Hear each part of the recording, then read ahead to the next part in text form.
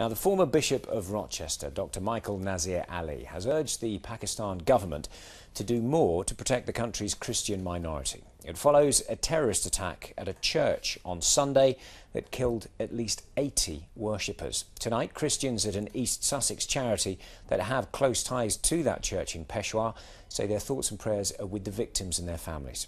Ian Palmer has tonight's special report. Murdered for being a Christian in Pakistan.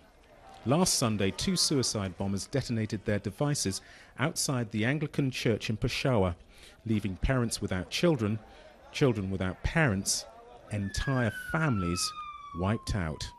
Zia Mirza was preaching just moments before the explosion.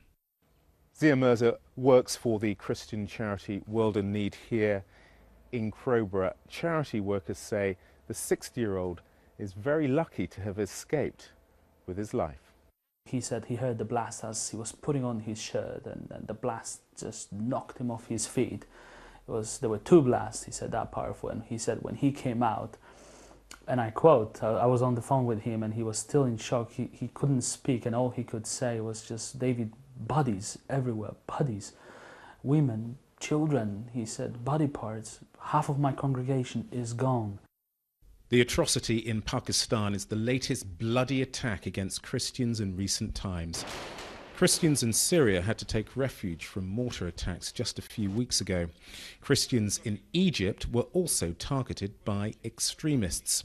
And in Nigeria, declaring your Christian faith can seriously damage your welfare. The former Bishop of Rochester, Dr. Michael Nazir Ali, says Christians and other minorities should be protected like Muslims were in the Balkans in the 1990s.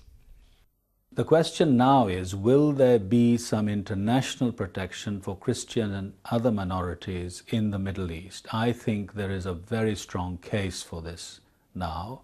It's great that the Kurds were protected in the north of Iraq and the Marsh Arabs in the south. But who is going to protect the Christians? Today, the Archbishop of Canterbury has also added his voice. He says those killed in the blast in Pakistan should be treated as martyrs. The rhetoric, a reminder to others that expressing one's faith in Christ can come at a heavy price. Ian Palmer, BBC South East Today.